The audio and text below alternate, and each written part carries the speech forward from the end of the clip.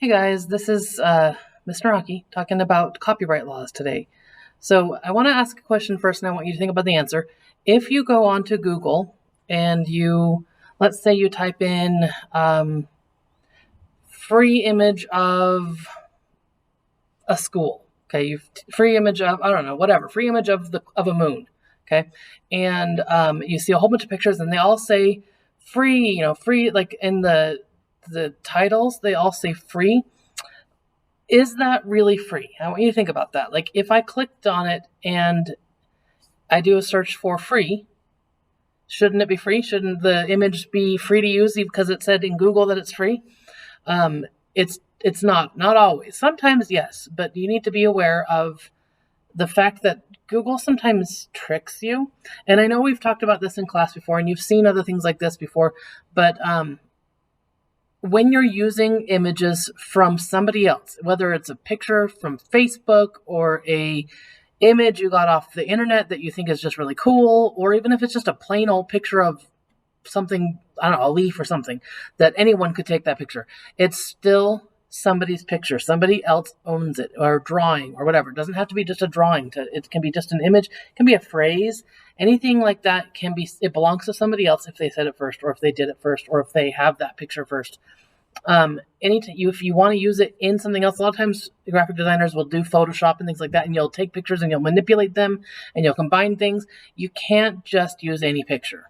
An example of that, we were doing an activity in class on something that we wanted to have stage curtains, right?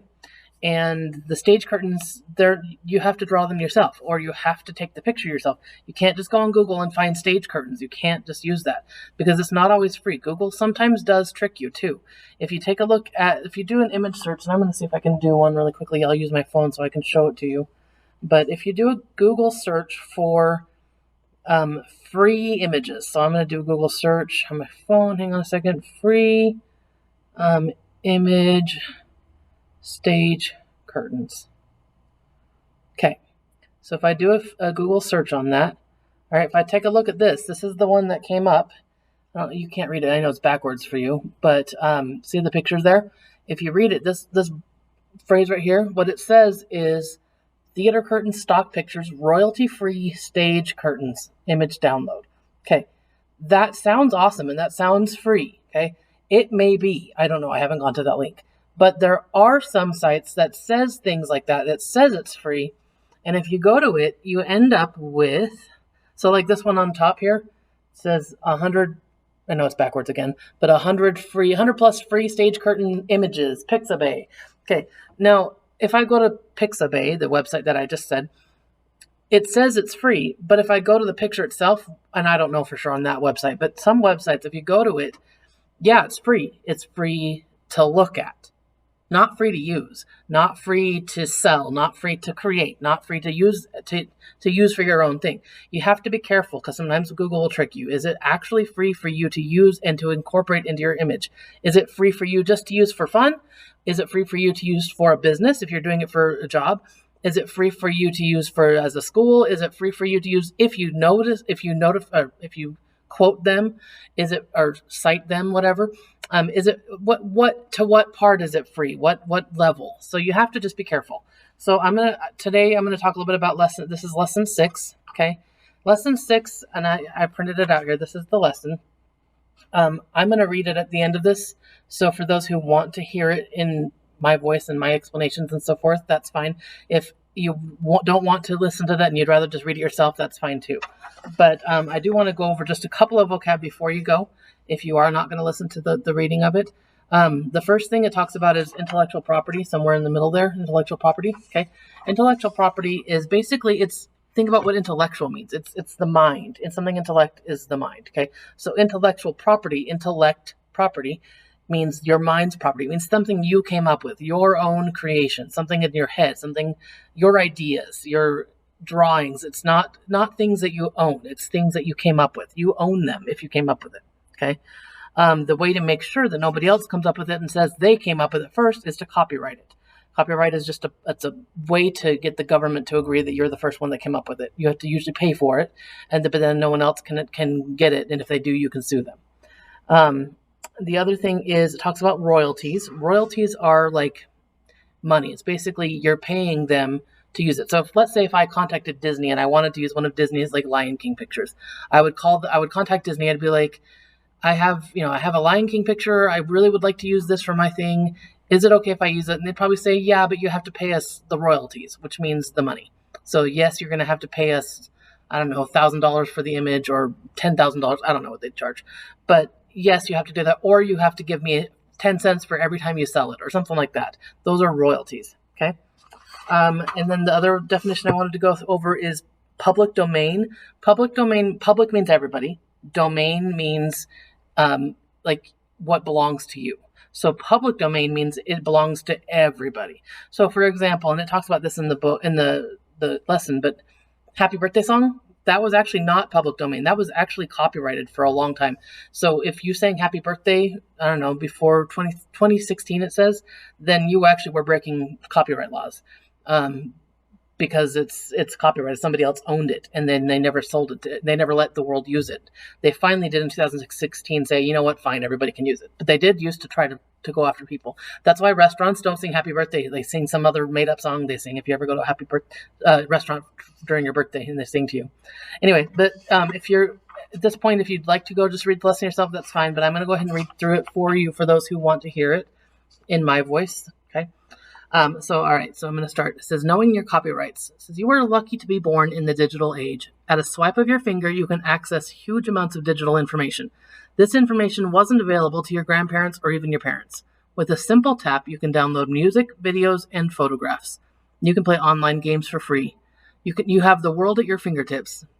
So do you believe musicians, photographers, and other artists should be fairly paid? Should they get credit for their work? You probably think so, and most people would agree. If artists couldn't make a living and keep ownership of their work, they would probably stop creating it. And without creativity, our culture would suffer. If you created it, it's your property. Don't let anyone steal it. To protect artists, we have rules about intellectual property. Remember I told you intellectual property is things that you made in your head or how you own the ideas you create. Most of what artists make is intellectual property. While you can put a valuable watch that is yours in a safe, you can't do that with a dance you create or a character you imagine, but creative work is yours. You put all the time and effort into making it, not to mention the hard work it took to develop the skills in the first place.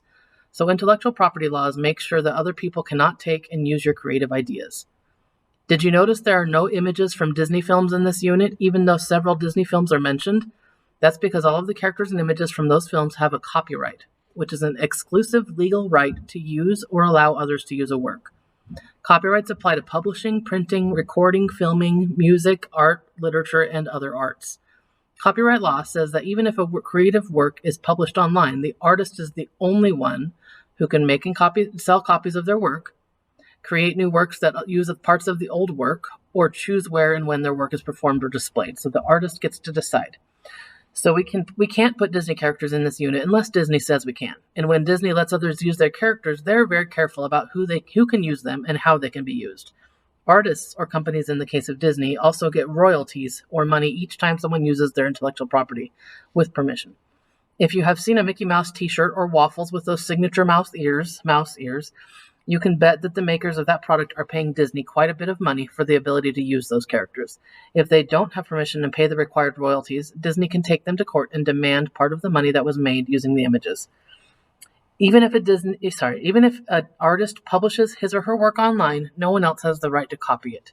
No one else can play it or show it without the artist's permission. Did you know that too? You can't play or even show it. So technically, like showing something in class, like people have to get permission to show it unless it's on like a free use site. Let's see. No one can take parts of the artist's work, like a piece or a song, to make a new creation. Copyright law forbids it, but internet culture is a sharing culture, so it can be confusing. If there is a copyright symbol, you can't use the art. Also, guys, you can't, if it's somewhere published, it doesn't have the copyright symbol, it doesn't mean you can't use it, or that you can't, whatever. You still can't use it just because of that. Because publishing it on the internet actually counts as copyright. It's just an informal way. But it's not, doesn't hold up as court as well. All right, you can't use but there are several services that will let you use work for a fee. For example, if you've joined a music streaming service, you're actually paying for the copyrights. But if you're downloading the latest music without paying, you are stealing. Those fees you pay when you join a service to access music, movies, or images pay the artists, producers, musicians, sound mixers, and everyone else who worked to create it. So like if you go onto Netflix, you're paying them money, but they're also using that money to pay the artists that they get things from. Okay. Long story short, if you have any doubt about whether or not you can use a piece of art, don't download it. So it usually belongs to somebody else. And then it talks about the happy birthday song. I'm actually going to skip that because I talked about that. So sometimes online works aren't protected and people are allowed to use them free of charge. These works are the public domain, meaning belonging to the public or without a copyright. This means that anyone can use them. It will say so online if a work is in the public domain. There are also rules. For instance, you may have noticed that there are a few television series and movies based on the character of Sherlock Holmes. He was created by Sir Arthur Conan Doyle in the early 1900s. For literature, copyright generally lasts 100 years. That means that in the early 2000s, Sherlock Holmes became public domain. The rules are slightly different depending on the medium, and anyone can make their work public domain if they feel like it. For instance, in 2017, the Metropolitan Museum of Art, one of the most famous museums in New York, decided to make much of its collection public domain. This means that people can use the art that the museum paid for without any fees. You're a consumer of digital art and might someday become an artist. It's essential that you know copyright laws and how they work to respect other artists, but also to protect your own creations. Long story short, if you're not sure about something, ask someone you can trust. Know before you borrow. All right, and then the last paragraph is the conclusion. It says, animation has come a long way since simple creations that delighted audiences in the late 1800s. One thing that has not changed is the fact that audiences love moving pictures. Today, animation has its own category at the Academy Awards. To work in this field, you'll need a healthy love of computers and a willingness to keep up with technology. The good news is that as an animator, you can keep your skills really sharp